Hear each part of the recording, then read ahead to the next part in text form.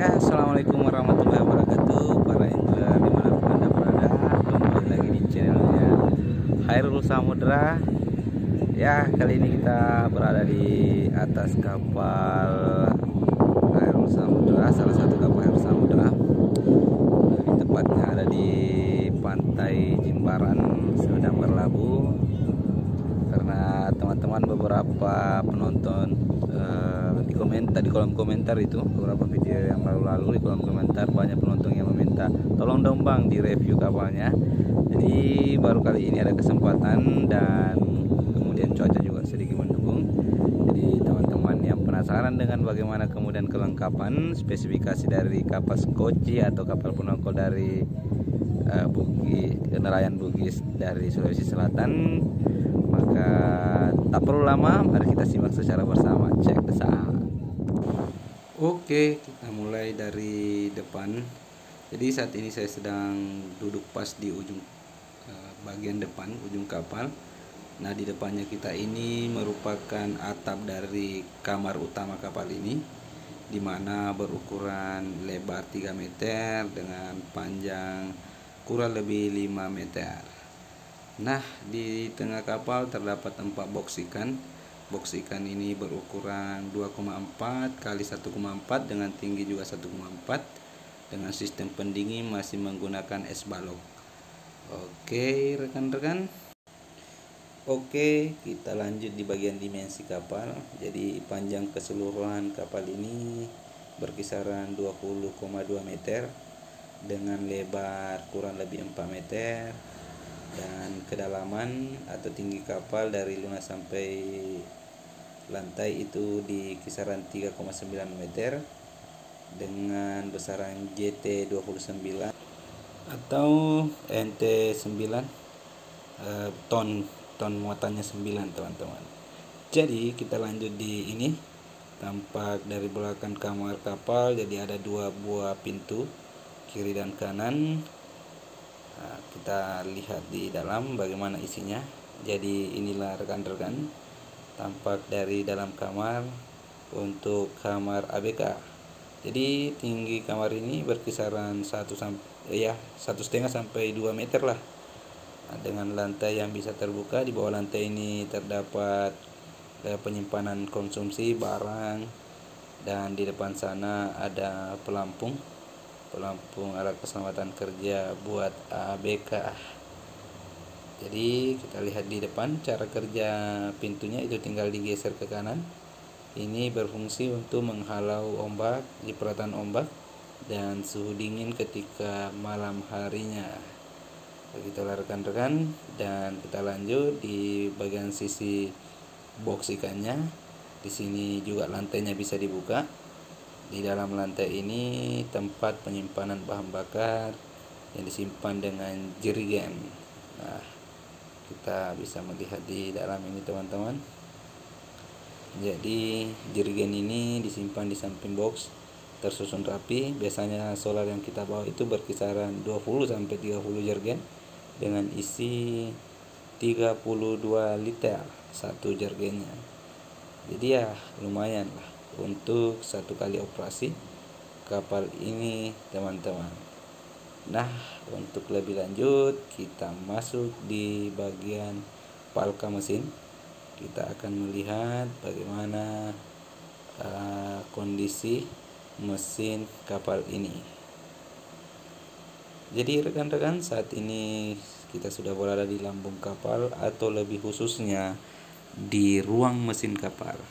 Jadi kapal skoci ini dibekali 2 mesin, di mana mesin induknya menggunakan mesin bertenaga 4 silinder, mesin Mitsubishi 100 PS.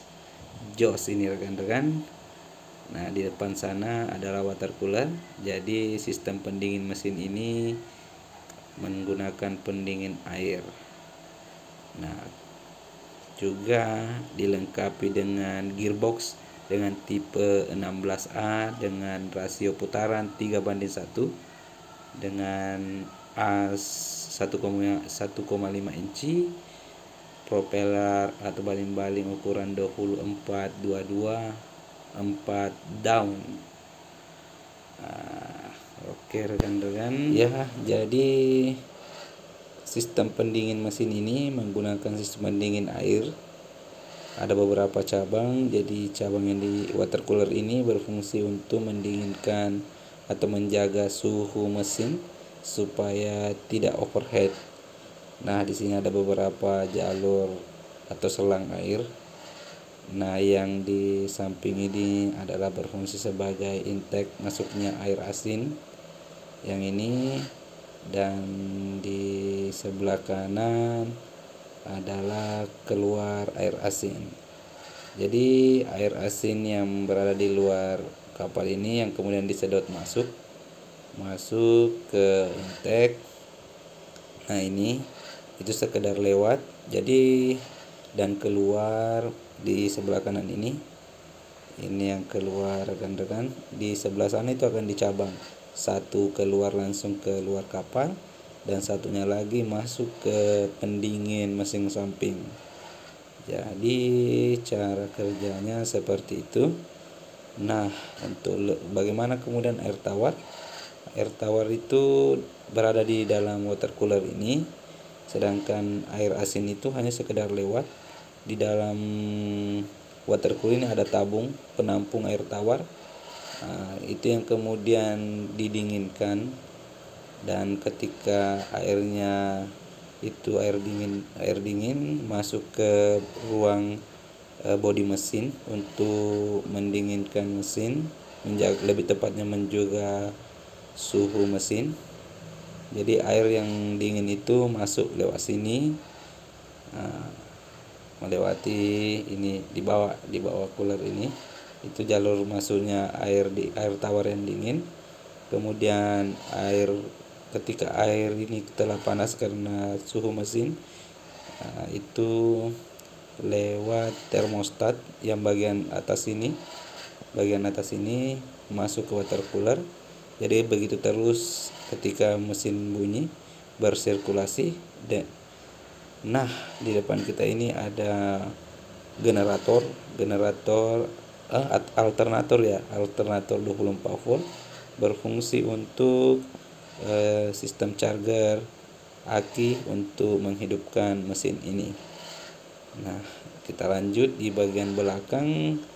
Ada di dalam jergen ini ya terdapat lagi alternator yang bertegangan 12 volt. Nah, ini fungsinya untuk sistem pengisian, untuk mengisi aki yang bertegangan 12 volt sebagai sumber listrik untuk lampu-lampu penerangan, juga untuk radio. Kita lanjut di bagian belakang. Di bagian belakang ini mesin sampingnya masih menggunakan satu silinder dengan mesin Yamaha RTF 300. Mesin Jos ini rekan-rekan, walaupun di engkol tapi ini luar biasa tenaganya dan ketahanannya. Ya, mesin samping ini juga dilengkapi dengan gearbox yang tipe sama, 16A rasio 3:1. As juga sama, besarnya 1,5 inci, menggunakan propeller 3 daun dengan ukuran 25 kali 19. Nah, sedangkan yang dibungkus gaspong ini yang warna hitam ini adalah generator untuk menghasilkan arus tegangan AC. Ini digunakan ketika biasanya mancing malam hari. Jadi digerakkan oleh fumble yang dikaitkan di roda gila mesin samping ini sebagai sumber listrik untuk menghidupkan lampu sorot yang akan memicu ikan naik di permukaan. Nanti kita akan lihat review juga bagaimana lampu di atas. Oke, dan ini dia di bagian belakang tempat penyimpanan jerigen air. Jadi jerigen airnya itu ditata rapi di belakang. Biasanya berkisaran 2 sampai 30 biji air jerigen yang kita bawa. Cukup banyak. Sedangkan khusus untuk air minum menggunakan air galon dengan banyak sampai 16 biji atau 15 biji dalam satu race. Nah, aku agak rekan-rekan luar biasa ya. Oke, selanjutnya kita masuk di bagian depan. Kita bisa melihat di sisi kiri dan kanan ini terdapat dua drum untuk bahan bakar. Satu yang sebelah kanan ini untuk mesin samping dan di sebelah kiri untuk mesin induk. Jadi isi drum ini berkisaran 200 liter. Walaupun ini full semua, masih ada lagi cadangan solar yang disimpan di jergen. Kita bisa lihat ini yang disimpan di samping box kapal, tertata rapi. Nah, kembali lagi saya ingatkan bahwa tinggi kapal ini di kisaran 3,9 meter, mulai dari lunas sampai di lantai kapal itu di 3,9 meter. Sedangkan di bawah box ini hanya ruang kosong, gelap rekan-rekan. Tidak ada sama sekali tempat-tempat penyimpanan yang lainnya. Jadi beginilah kondisi di dalam lambung kapal, atau lebih tepatnya di ruangan mesin kapal Sekoci Hairul Samudra 08. Jadi rekan-rekan yang ingin bertanya atau ada sesuatu yang saya tidak jelaskan, ada teman-teman silakan masukkan di kolom komentar, entahkah itu berkaitan dengan jalur kelistrikan mesin yang dipasang di kapal, ataupun jalur pendingin selang air asin dan selang air tawar. Silahkan teman-teman masukkan di kolom komentar. Insyaallah saya akan balas juga dengan video untuk membantu kita saling berbagi informasi. Oke, begitu pun teman-teman, ketika ada saran silakan masukkan bahwa begini bang yang cocok. Oke, kita lanjut di ini. Hampir dilupa ya, masih ada pompa celup dengan bertegangan DC, bersumbernya dari aki. Oke rekan-rekan, kita lanjut di bagian belakang. Ini view atau penampakan di belakang. Ada dua bilik kamar. Yang sebelah kiri sana adalah kamar untuk sang nahkoda. Nah, itu ada kemudinya. Sedangkan di sebelah kanan adalah kamar untuk bas atau KKM. Nah, di depan ini ada dua buah palka untuk menyimpan barang. Biasanya untuk penyimpanan batu. Oke, ada teman-teman ini tuh. Teman-teman jukungan mau naik di atas. Jadi begini kita di kedonganan. Ya, ini dia ruang kemudi dari nahkoda. Tapi kita dulu langsung masuk di dalam kamar nahkoda. Bagaimana apakah isinya di dalam? Jadi pertama ini disimpan di atas dua buah aki dengan daya 50 ampere, diparalelkan sehingga menghasilkan daya 24 volt. Ini yang kemudian menjadi sumber tegangan untuk menyalakan mesin yang disalurkan ke dinamo starter. Sedangkan ini penjepit ini adalah pengisian yang bersumber dari alternator. Selanjutnya terdapat alat pemadam kebakaran, dan di sini ada voltmeter, penanda bahwa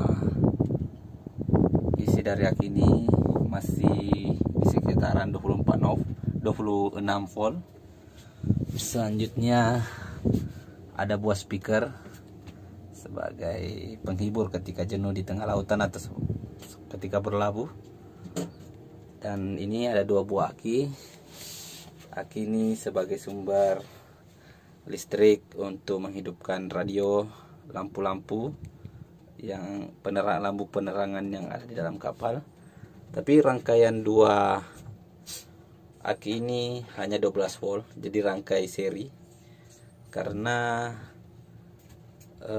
lampu penerang Berikut juga dengan radio yang dipakai itu hanya 12 volt. Jadi perlu diperhatikan jangan sampai dirangkai secara paralel membuat melebihi tegangan. Jadi di sini terdapat beberapa NCB untuk menghidupkan beberapa lampu penerangan, begitupun lampu pompa celup. Di sebelah ini adalah MCB untuk lampu. Ini berdaya arusnya AC yang dari alternator. Sedangkan ini dari sumber listrik aki berarus DC. Ya, bisa dikatakan luas dari kamar nahkoda ini berkisar 1 meter 30 lah, dengan tinggi mungkin mencapai 1 meter, dengan panjang 2 meter lebih. Cukup luas untuk satu orang. Kita lanjut ke belakang di bagian kemudi. Jadi ini adalah kemudi dari sana nahkoda. Ada 3 tuas yang panjang ini berfungsi sebagai pengarah taka belok kanan atau belok kiri. Ketika ditarik ke belakang itu arah kapal digerak berbelok ke kiri. Ketika didorong ke depan itu belok ke kanan. Sedangkan 2 tuas ini, 1 dan 2 ini adalah tuas gearbox. Sedangkan yang di sebelah ini ada tuas gas mesin tengah dan mesin samping. Terdapat 1 buah kompas, dan ini kemudian panel kunci kontak ampermeter, 3 buah lampu indikator. Ini indikator pengisian, ini oli. Sedangkan yang hijau ini indikator termostat.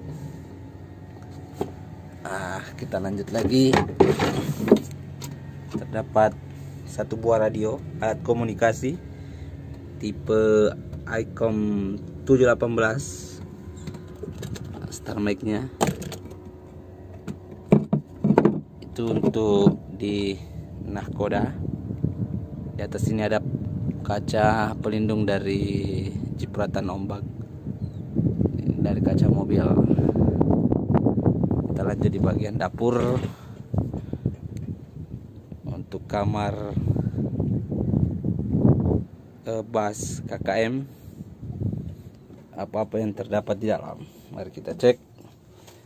Nah, di dalam ini 1 buah tabung dan jergen yang berfungsi sebagai tempat beras. Jadi sini kamar dari bus cukup luas, sama persis luasnya dengan kamar nahkoda.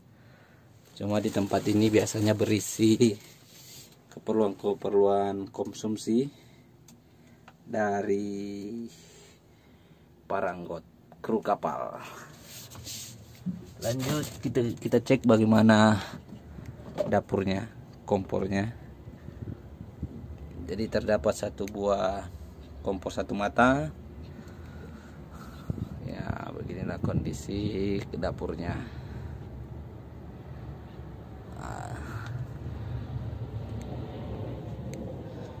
Kursi ini berfungsi juga sebagai box tempat